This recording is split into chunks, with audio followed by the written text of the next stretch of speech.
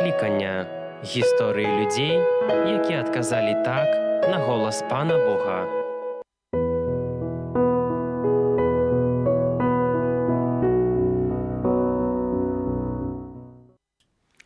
Хвала Христу, вітаю вас, шановні слухачі Радіо Марія, у нашій програмі «Голос покликання». Для мікрофона я, Лена Хурс, за звукорежисерським пультом Марина Соболевская. А сьогодні у нас у гостях святар з Вітебської дієцезії, на дадений момент пробощ Расонов, ксьондз В'ячеслав Барок. Хвала Христу. Хвала Христу. Вітаю вас усіх сердечно. Так, вельми радий бачити вас у нашій студії. Почнемо з самого початку. Добре? Давайте. До речі, колькі часу ви вже у святарстві? У святарстве быў асвечаны у 2000 годзе, 13 мая. Перад гэтым яшчэ 2 гады быў д'яканам. Ось, так што можна палічыць. Третій десяток уже, можна так сказати. Да. Добре, але ми так трошки завсёды починаємо з усім з раннього часу. Радзіўся ў 1975 годзе, калі от самого початку. Так. Ну, я мела на увазі з сям'ї. Ось вельми цікаво, тому що, так, по-розному, так, у розныя часы нараджаюцца нашы беларускія святары, і гэта, так само такой адбітак накладае, так, на фармаванне. Безумоўна. Можете распавесці пра сваю сям'ю і пра час ось дзяцінства, які ён быў? Пра маю сям'ю. Я выхаваўся у хрысціянскай каталіцкай сям'і. Мае бацькі, маці і бацька былі католікамі. Маці ўжо на небе, у валадарстве Божым, развіталіся з ёй у мінулым годзе. Бацька яшчэ жыве, і вось яны былі католікамі, яны выхоўвалі нас у каталіцкай веры. Я ў сям'і з дзяцей быў 5-м, і ад пачатку і ад канца, гэта значыць, у маіх бацькоў ёсць 9 дзяцей. Нас 4 браты і маем 5 сясцёр. Вось у такой прыгожай сям'і я выхаваўся. Ну і, конечно, бацькам я ўдзячны за тое, што атрымаў рэлігійнае хрысціянскае выхаванне. У касцёл я хадзіў з малку. Гэта яшчэ быў Савецкі Саюз. У той час не дазволена было хадзіць у касцёл, забаранялася, не віталася. Гэта справа. Некаторыя з маіх братоў, сясцёр вельмі моцна пацярпелі ад таго, што у касцёл хадзілі. Вось акурат старэйшая сестра Таня. Яна заканчвала школу ў Мёрах, ну і з гэтай нагоды, будучы яшчэ дзіцём, яна сапраўды цярпела вельмі моцны пераслед за хрысціянскую веру. Вось. Ну, але тым не менш гэты пераслед не зняхвочваў нас усіх далей пазаставацца верным Богу, касцёлу. І я таксама вось этапы хрысціянскага утаемнічэння праходзіў адпаведна у той час, калі не віталася быць католікам, забаранялася, высмейвалася, але тым не менш хрышчаны ў самым дзяцінстве быў у Мёрах, у мёрскім касцёле хрысціў ксёндз Ян Грабоўскі, а пасля таксама і ў мёрскім касцёле за часоў ксяндза Яна Грабоўскага. Я не памятаю, які гэта быў год, але гэта было у маладым зусім узросце. Я таксама прыступіў да стала эўхарыстычнага, прымаў святую камунію, рыхтаваўся да споведзі. Вось. Ну і пасля таксама бежмавання. А вось бежмаванне ўжо прымаў тады, калі было больш-менш ужо надыходзіў новы час. Я быў яшчэ школьнікам, безумоўна. Вось. І сакрамент канфірмацыі прыняў у глыбокім. Прыязджаў тады біскуп з Польшчы, біскуп Анджыеўскі. Вось былі натоўпы людзей у глыбокім, і вось у той час прайшоў гэты таксама этап хрысціянскага утаемнічэння. Вось так выглядала маё рэлігійнае выхаванне. Жыццё ў касцёле з малку быў, будучы ўжо у юнацкім узросце, у класе 9, 10, 11, таксама, так бы мовіць, прыналежаў да такой каталіцкай тусоўкі, бо гэта была моладзь пры парафіі, і мы былі здольны і маліцца, адараваць Хрыста, эўхарыстычнага пакланяцца, быць на розных чуваннях, прымаць удзел у розных пілігрымках, падарожжах, але таксама і разам былі здольныя адпачываць, бавіцца, гэта значыць танчыць да раніцы, і гэта неяк усё ў гармоніі было. Вось. І ружанец, і танцы, усё было на сваім месцы. Ну, гэта ўжо трошкі пазней, так? Ну да, ну але ж школьны ўзрост. Старэйшы клас, да, так? Да. А вось яшчэ давайте вернемся да сям'і. Ці была у вас малітва, напрыклад, у сям'і? Безумоўна, я памятаю гэта як у той самы такія месяцы, як ці май, ці чэрвень, ці калі ружанец, ці калі таксама нейкім чынам не траплялася ісці ў касцёл. Я памятаю вось гэтую карціну ў вачах у мяне прадстае, як мы стаялі на каленах перад Богам, маліліся разам. Гэта было супольная малітва дома была, безумоўна, да. На польскай мове? Ці была, ну да, на пачатку гэта было па-польску, да, было такое. Быў такі час, ведаеце, да, па-польску неяк так маліліся. Але пасля таксама вельмі хутка, як была магчымасць вярнуцца да сваіх каранёў, і загучала малітва на беларускай мове. Гэта не было праблем. Я думаю, што мы яшчэ так больш падрабязна пра гэты час пагаворым, але вось таксама цікава, вось вы сказалі пра пераслед, пэўна, так, гэта было з боку настаўнікаў? Настаўнікаў, дзяржавы, ўлады, гэта норма была. Гэта ж было, ведаеце, гэта была норма, але многія пра гэта цяперака не ўсведамляюць. А вось мы гэта як бы упусцілі. Гэта вось вельмі важны момант у гісторыі нашага касцёла на Беларусі, і гэты момант мы незаслужана ўпусцілі. Мы прапусцілі той пераслед, мы таксама прапусцілі ў касцёле вось гэты момант, калі той, хто пераследаваў хрысціянаў, да, той, хто вось гэты камсамольцы, камуністы, у адзін момант яны як прыйшлі перамены, апынуліся ў нашых храмах на першых месцах. Гэта дзякуй Богу, што так адбылося, да? Але гэта вельмі важны момант, да якога трэба вяртацца і задаваць пытанне, як гэта адбылося, і ці дастатковае было пакаянне тых, хто вярнуўся да супольнасці веруючых. Гэта важна, што вярнуліся, гэта вельмі важна, але таксама вельмі важна, каб дастойнае было пакаянне. Бо часам бывае так, што вось такое лёгкае навяртанне без пакаяння, яно шкодзіць пасля супольнасці хрысціянскай. Так, ну, прынамсі, хаця бы агучваць гэта, так, факт, што не спачатку стаялі ў першых лаўках, як мінімум. Я не супраць быць у апошняй лаўцы ў касцёле, таксама я сябе добра адчуваю. Я не супраць таго, хто хтосьці там у першай лаўцы, не пра гэта мова ідзе, да? Мова ідзе пра іншыя справы. Ну, вось уже прагучала, што вы з Мёраў. Да. Я памятаю, у нас на Радыё Марыя нават была ідэя зрабіць так па ўсёй Беларусі, з якіх мясцін больш святароў паходзіць. І я думаю, што Мёры там недзе былі бы ў топе, так? Так, Мёры, конечно, у топе. Яны на вяршыні, як бы. Найбольш пакліканняў. Чаму? Ёсць нейкая разгадка, ёсць нейкі сакрэт?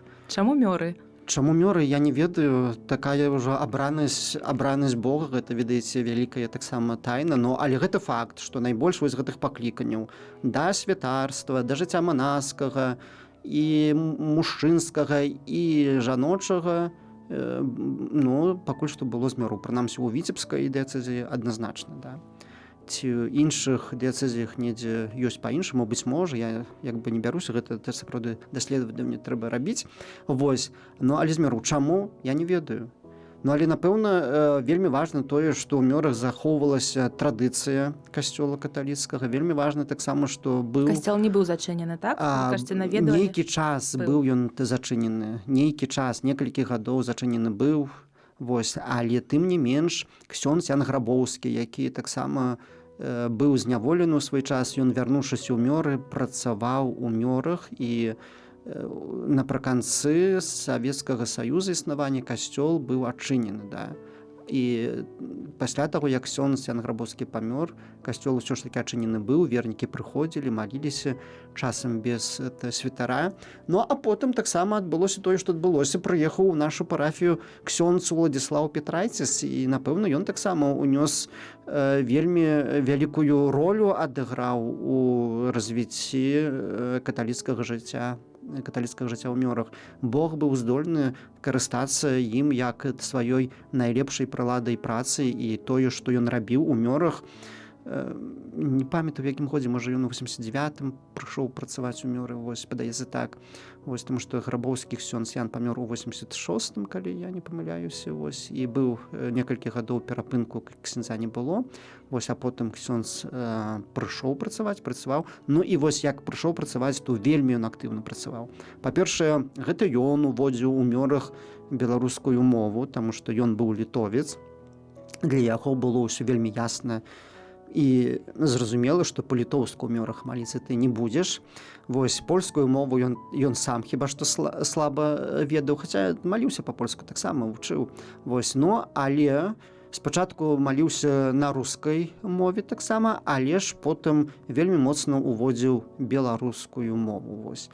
Ну і вось гэта спрыяла духоўнаму адраджэнню і саміх Мёраў, да, не толькі католікаў, но і таксама спрыяла гэта развіццю вось касцёла ў Мёрах. Да. Мова яна адыгрывае вельмі важную ролю. Ось. Ну, Петрайціс увогуле пра яго можна гаварыць шмат, як ён так. Я хацела сказаць, што каму можа быць цікава з нашых цяпер слухачоў ці гледачоў YouTube канала, то ёсць, мы запісвалі ксяндзом Вячеславам успаміны пра ксяндза Уладзіслава Петрайціса, можна паглядзець на нашым сайце. І тады вы казалі, што вельмі і на вас таксама ўплыў аказаў, так? Безумоўна. Ну, ён быў актыўны, ён працаваў, я бачыў, як Бог, вось цяпер ужо я разумею, магу так казаць, тады я не бачу, можа, гэтага, што гэта Бог так дзейнічае, я ўсё яму прыпісваў. Але сёння бачу, як Бог дзейнічаў праз яго, як Бог зрабіў вялікія справы праз яго. Сапраўды гэта на мяне адыграла вельмі, вельмі важную ролю таксама. То давайте, можа быць, да вас вернемся. Калі ўвогуле з'явіліся думкі о магчымым святарстве, ці былі іншыя альтэрнатыўныя? Бачыце, ну калі пра святарства ведаеце, што тое, што святары патрэбныя, я гэта чуў змалку. Тое, што якую важную ролю святар можа адыгрываць у жыцці чалавека, у жыцці сям'і, у жыцці таксама грамадства ўсяго, да, я гэта чуў змалку. Тое, што як людзі святароў патрабуюць, да, што як яны адчуваюць недахоп святара, гэта я таксама чуў. Чаму чуў? Таму што я ведаў, што ксёндз Ян Грабоўскі свой час сядзеў у турме. Я ведаў, што як нелёгка было вернікам без святара. Зрэшты, я ведаў таксама вось гэты час, хоць я быў у школе, але я ўсведамляў, што святара няма, што невядома, ці святар які-небудзь у Мёры прыедзе, ці ён не прыедзе памаліцца, ці там дазволюць, ці не. Я ведаў, што якая гэта вялікая праблема. Таму вось гэта запатрабаванне святароў у жыцці чалавека і народа я разумеў ад самага малога узросту.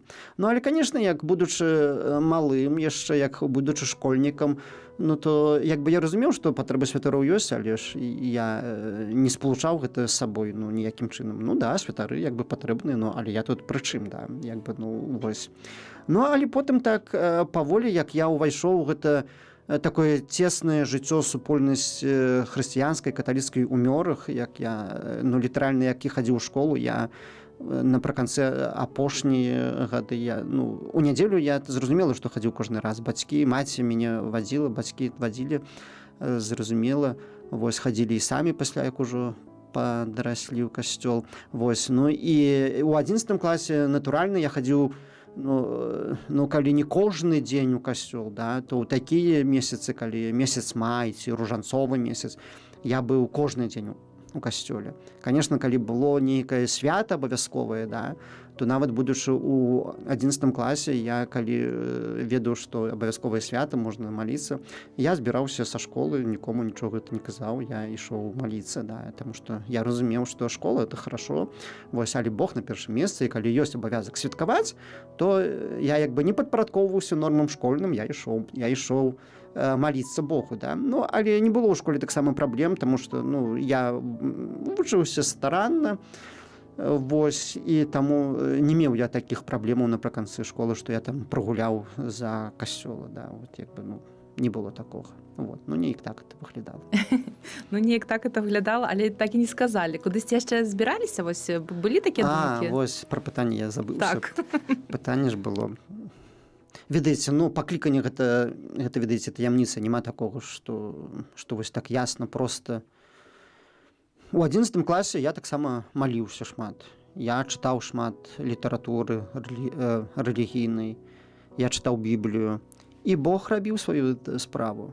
Я не скажу, калі гэта прогучаў гэты голас паклікання, да, але ў мяне не было ніякіх намераў падаваць некуды дакументы ў іншую навучальную установу, чым ту семінарыю. Я таксама не рабіў ніякіх спробаў падаць дакументы. Да, я мог як бы без праблем паступіць туды, дзе трэба была матэматыка, таму што я заканчваў матэматычны клас, гэта было добра, я меў поспехі, я ўдзельнічаў у розных алімпіядах, заканчваў там завочную рэспубліканскую школу па матэматыцы і фізіцы, да. Гэта без экзамену можна было патрапіць, калі б жаданне было, у педагагічны інстытут у Віцебску. Ну, але у матэматычным класе настаўніца нам казала так, што калі не будзеце вучыцца, то вас толькі ў настаўнікі возьмуць. Ну, а таму гэта нельга было ўвогуле ў фізмат ісці, таму што я ўсё ж такі вучыўся, да? Вось, і ісці ў настаўнікі, прабачце мне. Я не хачу бразіць настаўнікаў, да? Но, але такі ўзровень у нас, ну як ёсць. Вот. Настаўнікі ёсць і добрыя, вельмі добрыя, я шмат добрых ведаю, разумных, добрых людзей, светлых. Вось, ну, але нас у матэматычным класе казалі так, што не будзеш вучыцца, вас толькі у настаўнікі возьмуць. Ну, конечно, там сабралі ж лепшых вучняў, да, і там усе вучыліся старанна, вось, як бы, ну, зразумела. Вот. Ну, а я, не маючы ніякіх іншых жаданняў, сабраў свае дакументы і адвёз у семінарыю. Гэта так, як бы само сабой адбылося. Ну, гэта, ведаеце, ну, гэта як бы пакліканне, гэта тайна, я не магу гэтага патлумачыць, чаму я зрабіў так, а не інакш.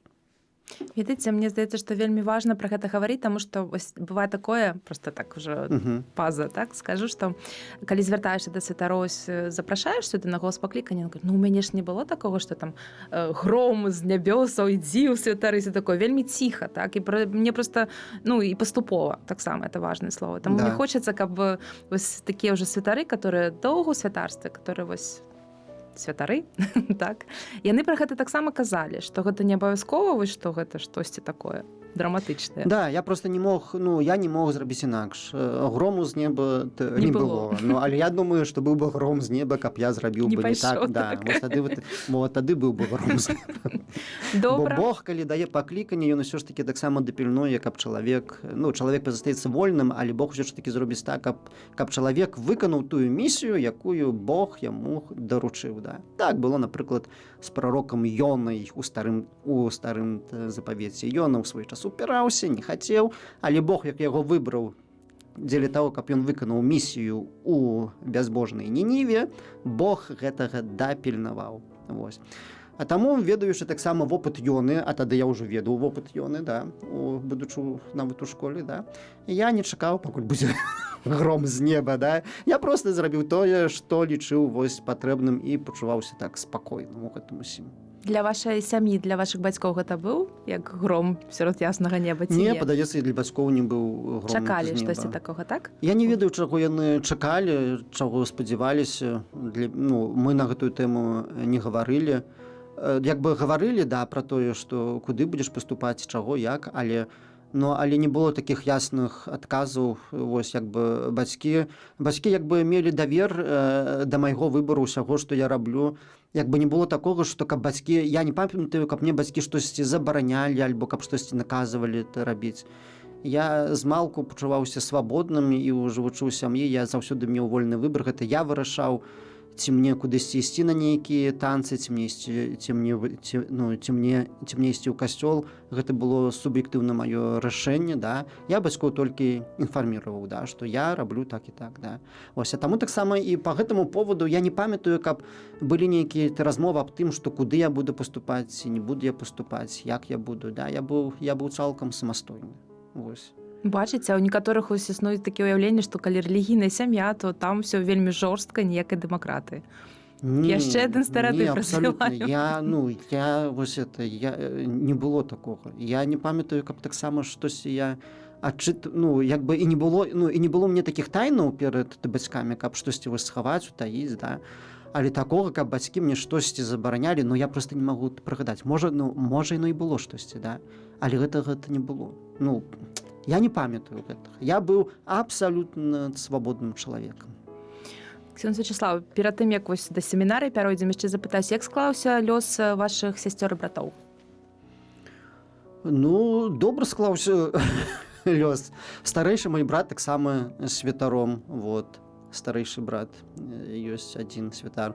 А остальные нормальные, некаторыя жаніліся, вышлі замуж, так што маюць дзяцей, па-рознаму. Хтосьці яшчэ да гэтага часу і не выйшаў замуж. Так што, па-рознаму. Кожны мае свой лёс. Хтосьці жыве ў Беларусі, хтосьці выехаў за мяжу, так што, А старэйшы брат пайшоў раней за вас у семінарыю? Да, старэйшы брат пашоў раней за мяне. То бок у вас уже быў пэўны прыклад, так? Да, было такое, што старэйшы брат у семінарыю. Гэта паўплывала неяк на выбар ці не? Ці гэта у вас проста так вынікае, што это такое цалкам самастойнае рашэнне? Бачыце, ці гэта паўплывала на мой выбар? Безумоўна, усё, што дзеецца ў жыцці, яно ўплывае на выбар. І досвед сям'і маёй гэта паўплываў на выбар. Вопыт брата паўплываў на выбар. І ўсё гэта ўплывала на выбар. Але я не магу сказаць, каб брат не пашоў у семінарыю, што я б не пашоў бы, што гэта неяк мне дапамагло, ці гэта мне неяк перашкодзіла.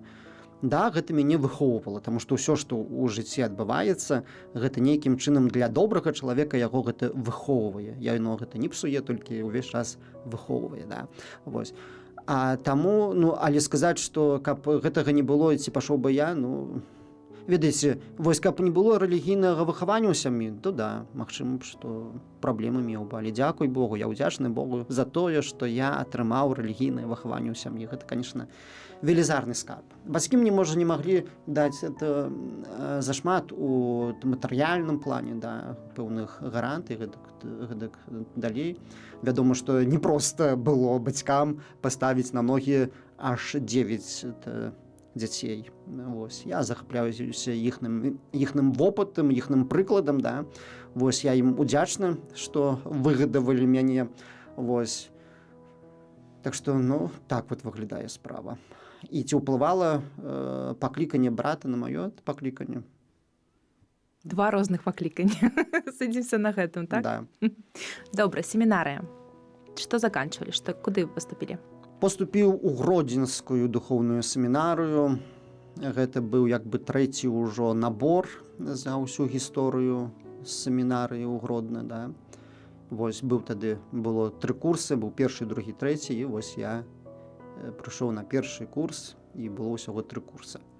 У Гродні я адвучыўся 3 гады, а пасля быў пераведзены ў Польшу духоўную семінарыю і заканчваў Драгічынскую духоўную семінарыю, а бараніў канчатковую працу ўжо ў Варшаве, у акадэміі Варшаўскай, і атрымаў тытул багаслова, магістр багаслова, і будучы магістрам багаслоўя, вярнуўся ў Беларусь.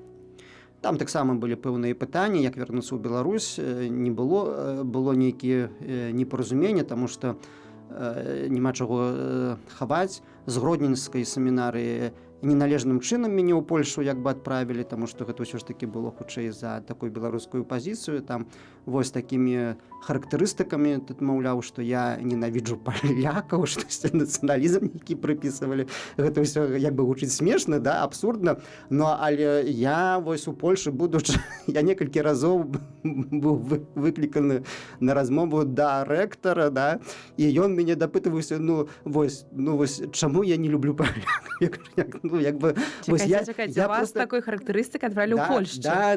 Што вы не любіце палякаў і адправілі ў Да, Польшчу. што вось па типу нацыяналіст, да. У логава, так? Это ўвогуле, я не ведаю, што ў галовах людскіх адбывалася, я просто, ну, не разумею, вось. Аж урэшце рэшт Але пасля... за што? Чаму так?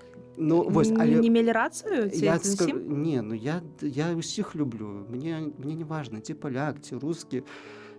Я бачу перад сабой чалавека, і заўсёды так было. Гэта не было ніякіх праблем у мяне. З нацыяналізмам я не меў праблем таксама. Ну, мне так падаецца, што нармальны чалавек. Зрэшты, пасля і рэктар семінарыі ў Польшы таксама кажа, ну не разумею, кажа, чаму вось на цябе такія вось характарыстыкі панапісывалі, што ты вось ён пасля раскалоўся сам рэктар. Ну, ты зразумеў, што ў мяне з палякамі ўсё окей.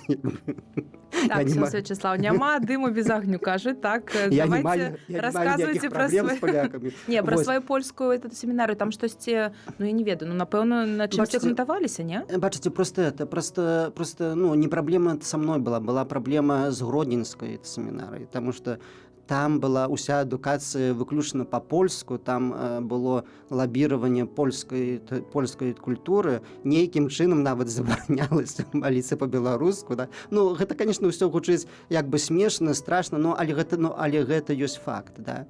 Я не маю ніякіх прэтэнзій да семінарыі ў Гродні, да? Ну, але толькі што гэта сам факт ёсць. Да?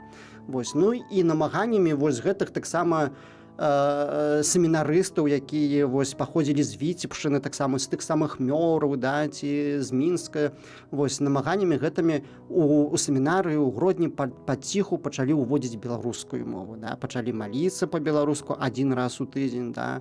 Можна было таксама у нядзелю схадзіць на беларускую імшу ў катэдру, да. Ну, праблемы былі, конечно, тады ты калі хадзіў на імшу беларускую у Гродну у нядзелю, то тады ты мог пазастацца без абеда, а прынамсі без нейкага десерта. Ведаеце, гэта для семінарыстаў гэта ўсё ж такі важна.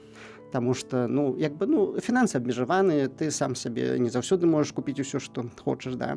Вось, ну, а десерт у нядзелю гэта таксама важная справа. Ну, і вось выбірай, альбо моліш па-беларуску, альбо атрымоўваеш десерт, а пасля невядома, ці абед будзе, ці не табе, да.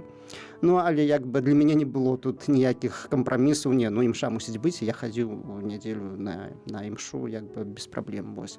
Ну, і магчыма, што вы за тое, што таксама, як бы, ну, я, ну, не падбіраў словы, калі казаў, што гэта ненармальная сітуацыя, хворыя, калі будучыя святары вывучаюцца ў такім асяроддзі выключна польскім. Я не супраць культуры польскай, я не супраць таго, каб хтосьці маліўся па-польску. У мяне ёсць шмат сяброў, знаёмых, палякаў. Гэта дзякуй Богу, я культуру польскую люблю і паважаю, але ж гэта не значыць, што трэба забараняць беларускую культуру. Да? Ну і вось гэта і вось праблема была. Ну і можа вось у гэтым, не разабраўшыся, мае выхавацелі, прафесары, вось сплавілі мяне у Польшчу.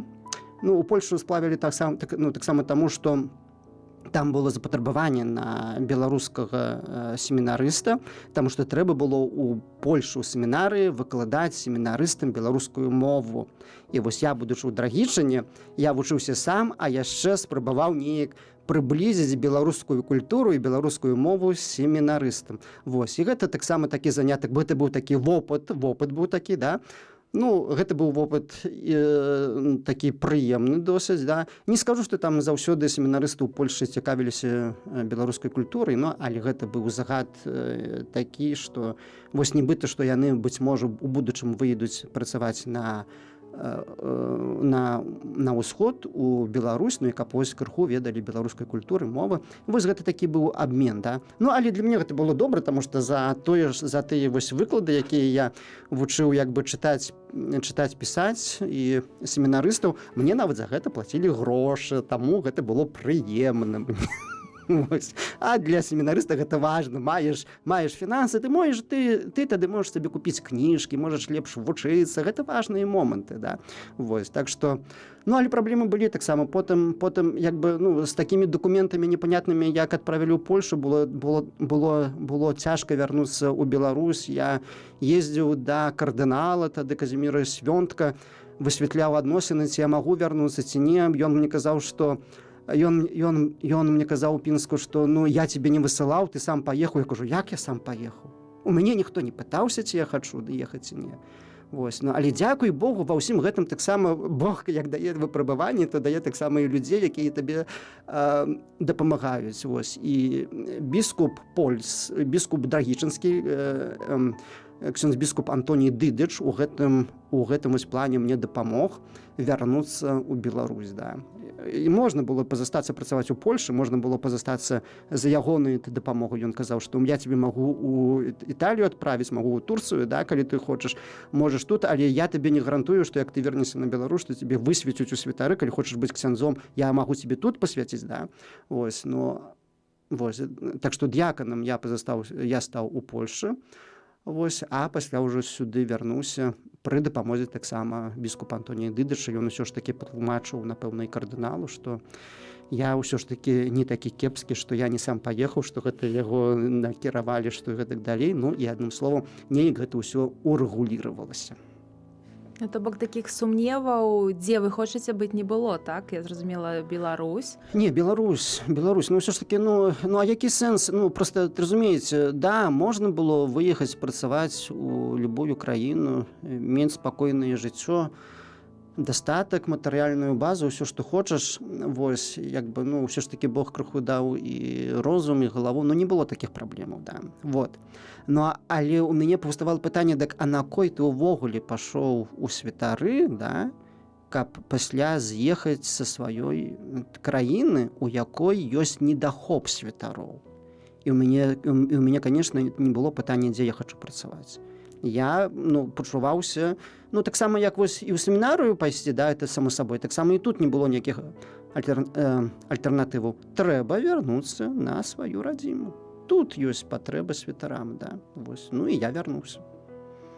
Нават такое традыцыйнае пытанне не буду вам задаваць пра хістанні. Ці былі, то вы так просто так расказваеце, што я так разумею, сумневаў, ці быць святаром, это такі традыцыйны час, так, вучэння ў семінарыі, калі людзі яшчэ маладыя туды-сюды думаюць, а можа не?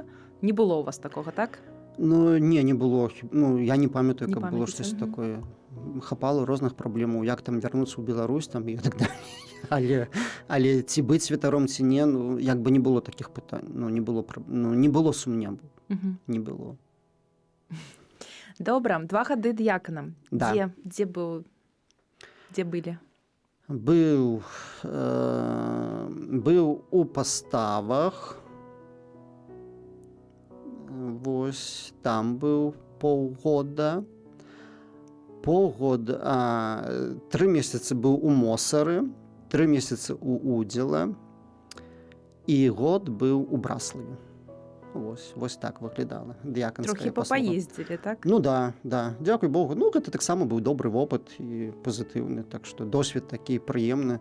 З рознымі святарамі працаваў. У паставах з сарцанамі тады былі манахі, там працавалі, вось, і меў досвед з імі супрацоўнічаць. У Мосары Удзіле супрацоўнічаў з пралатам Юзефам Булькай, таксама унікальны чалавек, вось, і я добра з ім супрацоўнічаў. Вось, і пасля у Браславе з айцамі сальватарыянцамі таксама. Бачыце, ну, усюды, дзе быў, конечно, я ўдзячны за той вопыт, які мог набірацца. Гэта вельмі, ну, это было прыгожа. Маладосць, прыгожа, юнацтва, гэта цудоўная справа. Што успомніце такое, згадаеце з праміцыйнай імшы? Ці яна праходзіла і от які такі ўспамін? Ці праўда, што святары так забываюць проста ад напружання, ад такіх уражанняў сваёй праміцыйнай імшу, ці не? Это ваш выпадак? Не памятаю. Праміцыйная імша, як цяпер памятаю, быў асвечаны 13 мая 2000 году, а праміцыйная імша адбылася 16 мая ў Мёрах на свята Андрэя Баболі, калі ўзгадваецца. Вот. гэта было для мяне, конечно, гэта вялікае свята, вельмі прыемна, пасля таксама добрая забава была і было шмат моладзі, так што вясёла і пабожна, і вясёла ўсё было. Так што вось на беразе возера, на нейкай турбазе адпачывалі ўсе, так што было вельмі гэта яркі такі ўспамін, так што мне гэта ёсць што ўзгадаць. І набожнасць была, і малітва была, я памятаю гэтую імшу, конечно, вось. І пасля таксама гэту ўсю вось урачыстую атмасферу памятаю. Ксёндз Вячеслав, просто я ўжо гляджу, што час такі нас паціскае. Вот у меня такое пытанне. Ось вы як святар, як бы вы себя характарызавалі? Які вы святар беларускі? Хорошы? Ці хорошы, гэта ўжо Бог няхай ацэньвае, я сябе не буду ацэньваць. Я скажу адно, што я стараюся. Вот. А як яно атрымоўваецца, гэта ўжо не мне, дзякуй Богу, ацэньваць. Вось. Але я стараюся зрабіць тое, што залежыць ад мяне. Вось. У сваім святарстве я не спрабую адсядзецца, я не шукаю сабе выгодаў, але толькі што кожнага дня задаю сабе пытанне, што Бог хацеў бы ад мяне, навошта мяне святаром выбраў. Вось. І заўсёды пакуль што чую гэты адказ ад Бога, што ты павінен прапаведаваць. Дзе б ты не быў, ты павінен казаць тое, што кажа табе сумленне і што адпавядае навучанню касцёла каталіцкага. Праблема толькі што тое, што кажа маё сумленне, гэта часам не ўпісваецца ў рамкі прызвычаенняў пэўных людзей, і тое, што кажа навучае касцёл афіцыйна, часам нашай уладай трактуецца як экстрэмізм, а таму за сваё прапаведаванне давялося нават пасядзець некалькі сутак, дзе я выступіў супраць фашызму, камунізму, супраць любога таталітарнага рэжыму. Мяне абвінавацілі ў тым, што я распаўсюджваю фашызм. І адседзеў. Але што ж, як Бог даў, што калі хтосьці ў гэтым экстрэмізм бачыць, то гэта ўжо не мае таксама праблема. Гэта мая паслуга святарская. А сядзець і маўчаць, то тады як бы губляецца сэнс жыцця святарства. Навошта ісці ў святары, каб толькі маўчаць? Не, калі ідзеш у святары, то ты павінен прапаведаваць Божае Слова. І вось маё святарство, я так бачу, што стараюся прапаведаваць, а ці добра гэта раблю, ці не, гэта ўжо Бог няхай ацэньвае. Ёсць біскупы таксама, няхай біскуп мой ацэньвае, Бог ацэньвае, так што гэта ўжо не мая справа. Мне толькі трэба зрабіць тое, што залежыць ад мяне, а ацэнка гэта ўжо не да мяне прыналежыць. Вось так. Добра, так ж напрыканцы ўзгадалі гэты час, калі посадили 10 суток, сотню дали, так. І я вось калі читала, што вы там рабілі, вас пыталі, так? Да. То вось уразілася, што вы сказали, што там таксама ёсць людзі, которым трэба прапаведаваць Слова Божа. Гэта сапраўды так? Это сапраўды так, гэта зразумела. Але як гэта выглядала ўвогуле? Бачыце, выглядала сукамернікі, яны ўсё ж такі хацелі гаварыць на гэтую тэму. Я ніколі не быў першым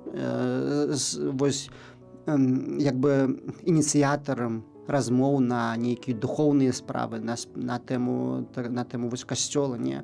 Але толькі чалавек ёсць такі, ягоная сутнасць такая. Хоць ён там і злачынцам, магчыма, быў, хоць ён і зэк, хоць ён там адседзеў гадоў шмат, але калі ён бачыць перад сабой святара, хочаш ці не хочаш, у яго узнікаюць гэтыя пытанні, якія тычуцца і сэнсу жыцця, і Бога, касцёла, Бібліі. А таму ініцыятарам размоў былі сукамернікі мае. А калі яны ўжо штосьці казалі, то я таксама размову, конечно, падтрымоўваў, я казаў тое, што касцёл кажа, і так што, так. А такога, што каб навязвацца, што чалавека трэба пераканаць у чымсьці, не, гэта, ведаеце, не мая місія. Это не місія святара. Святар павінен проста ўмець адказаць на тыя пытанні. А зрэшты, калі вось святар больш-менш пабожна сябе паводзіць, дык тады заўсёды знойдуцца тыя людзі, якія да яго прыйдуць з пытаннямі. Напрыканцы вось гэта праграма, перадача наша, ну, я не ведаю, там пра святароў, конечно, распавядаем, але ў цэлым пра голас паклікання, так? Што бы вы сказалі, якія словы скіравалі людзям, якія чуюць гэты голас у сабе, але сумняваюцца? Ну, калі чуюць, то няма чаго сумнявацца. Маліцеся, маладыя людзі, як чуеце голас, як узнікаюць пытанні, ці пакліканы ты ці не, то задавайце гэтае пытанне Богу, а Бог ён адкажа. Я таксама пытаўся пра гэта. Вось. Я на малітве пытаўся, да, я малюся, пытаўся: Божа, чаго ты хочаш? Ці гэта не мая воля, ці это твая, не? І калі я ўсё ж такі быў схільны, да, што вось я павінен быць святаром, да гэтай думкі быў схільны, то тады я супакой атрымоўваю. Ну, значыць так, ну, хорошо. Хоць сказаць, што там вельмі там рваўся ў семінарыю, хацеў ісці. Не было такога, да. Ну, толькі што это як такое, ведаеце, як, ну, трэба, да. Ну, тут як это як бы Божая воля, это як бы, ну, няма чаго. Лепш усё ж такі не пярэчыць. А таму, калі ўсё ж такі чуеце гэты голас, не спрабуйце пярэчыць. Вось Ёна спрабаваў уцячы. Это марна атрымоўваецца. Не надо так рабіць. Вось. Як бы з Богам лепш пагадзіцца. А паверце, калі вось пагодзіцеся з Богам, да, вось тое, з тым прадназначэннем, якое ён дае, гэта будзе найлепшая прыгода ў жыцці. Гэта будзе, конечно, не заўсёды яно будзе як бы вось прыемна, часам можна і без нейкага дзесерта пазастацца, да? Але тым не менш радасць будзе непаўторная. Дзякуй вам вялікі, ксёндз Вячаслаў. З Богам. Дзякуй, з Богам.